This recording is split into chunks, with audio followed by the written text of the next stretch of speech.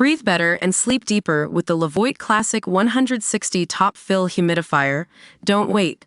Check out the link in the video description to get your Levoit Top Fill Humidifier on Amazon today and enjoy a healthier, more comfortable home. Wildfire Watch News. 2024's devastating season brings record-breaking wildfires to BC.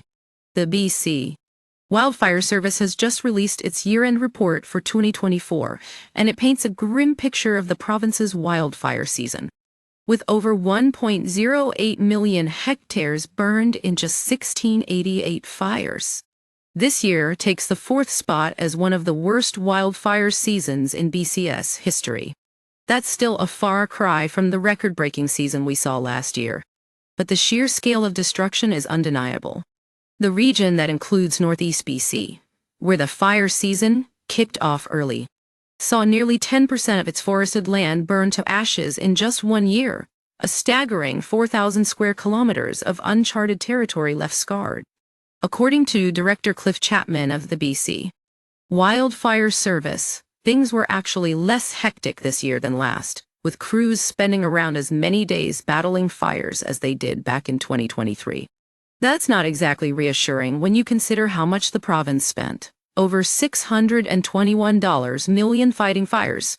Down just slightly from last year. It wasn't all bad news, though. We didn't see any mass evacuations like we did in Okanagan and Shuswap regions last year. But there were 51 evacuation orders that affected over 4,100 properties, and another 112 evacuation alerts, for more than 11,600 other ones. While it might seem surprising, the fact is climate change is playing a growing role in this game. Over the past decade, we've seen 5 of the worst wildfire seasons in BC's history, and nearly 2.5 times the size of Vancouver Island. That's an area roughly 3 times bigger than Vancouver itself.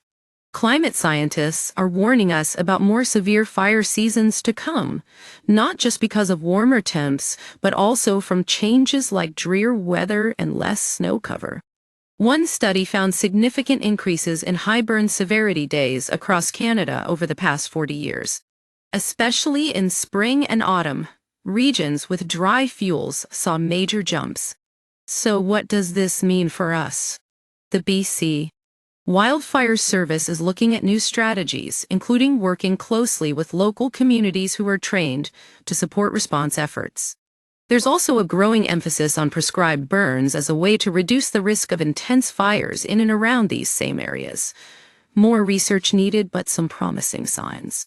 In short, while we may not be seeing record-breaking wildfires for the first time this year, the impact is still very real, and it's essential that we prepare for what's coming.